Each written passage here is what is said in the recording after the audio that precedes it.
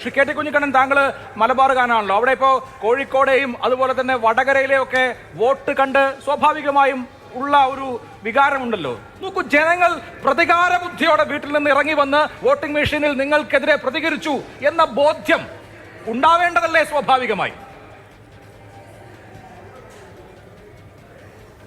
അങ്ങനെ അതിനെ ലഘൂകരിച്ച് കാണാൻ പാടില്ല അഭിലാഷേ.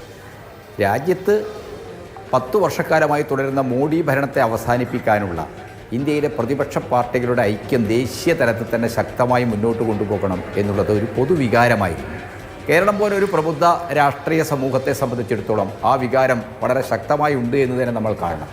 അത്തരമൊരു സന്ദർഭത്തിലാണ് കേരളത്തിലെ ഇന്ത്യ മുന്നണിയിലെ പ്രബലമായ 2 കക്ഷികൾ നേതൃത്വം കൊടുക്കുന്ന മുന്നണികൾ തമ്മിൽ ഒരു മത്സരം ഉണ്ടാകുന്നത്.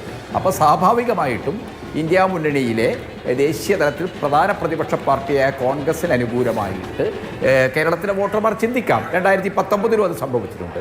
അപ്പോൾ ദേശീയ തലത്തിൽ BJP പുറത്താക്കി ഒരു ഗവൺമെൻറ് രൂപീകരിക്കണം എന്ന അഭിലാഷം, ആ രീതിയിലൊരു അഭിവാഞ്ച കേരളത്തിലെ തെരഞ്ഞെടുപ്പ് വിധിയിലുണ്ട് എന്നാണ് ഞാൻ കാണുന്നത്.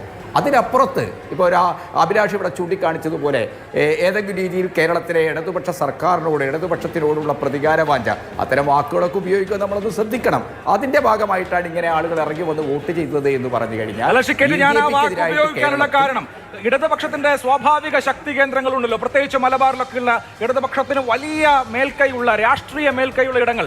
അവിടുത്തെ വോട്ടിംഗ് പാറ്റേൺ ഇപ്പോൾ മുഖ്യമന്ത്രിയുടെ ധർമ്മടത്തെയും ഗോവിന്ദൻ മാഷിന്റെ തളിപ്പറമ്പിലെയും ഒക്കെ, അല്ലെങ്കിൽ തലശ്ശേരിയോ ഏത് മണ്ഡലം എടുക്കൂ, അല്ലെങ്കിൽ കാസർഗോഡിന്റെ ഭാഗമായിട്ടുള്ള പയ്യന്നൂർ പോലെയുള്ള മണ്ഡലങ്ങൾ എടുക്കൂ, നിങ്ങൾക്ക് പരമ്പരാഗതമായി വോട്ട് ചെയ്ത ആളുകൾ ഇത്തവണ വോട്ട് ചെയ്തിട്ടില്ല എന്നുള്ളത് ദേശീയ തലത്തിൽ, അതിപ്പോ ഇന്ത്യ മുന്നണിയുടെ ഭാഗമല്ലേ നിങ്ങൾ രണ്ടുപേരും, ആരായാൽ എന്താണ്? അതിനപ്പുറത്ത് ജനം പ്രതികരിച്ചിട്ടുണ്ടെങ്കിൽ അത് ഇവിടുത്തെ സർക്കാരിനോടുള്ള വിപ്രതിപത്തി പ്രകടിപ്പിക്കലല്ലാതെ മറ്റെന്താണ്? ഒറ്റ കാര്യം കൂടെ, തളിപ്പറമ്പ് മണ്ഡലത്തിൽ കെ സുധാകരന്റെ ലീഡ് 8453 കേട്ടോ.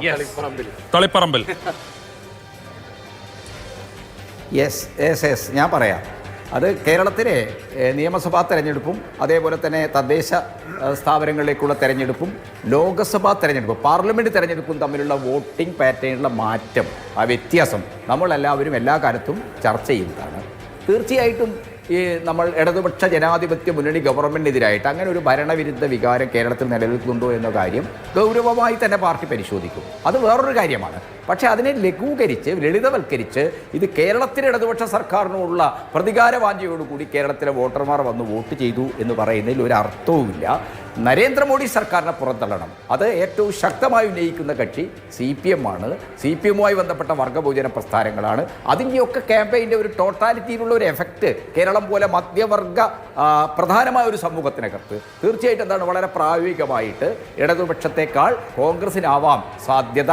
കോൺഗ്രസിനെ ജയിപ്പിക്കുക, ഗവൺമെൻറ് രൂപീകരിക്കുന്നതിലേക്ക് എത്തിക്കുക എന്ന് കേരളത്തിലെ ജനങ്ങൾ ചിന്തിക്കാം. 2019 അങ്ങനെ ചിന്തിച്ചിട്ടുണ്ട്. ഞാൻ അങ്ങനെയാണ് അതിനെ കാണുന്നത്.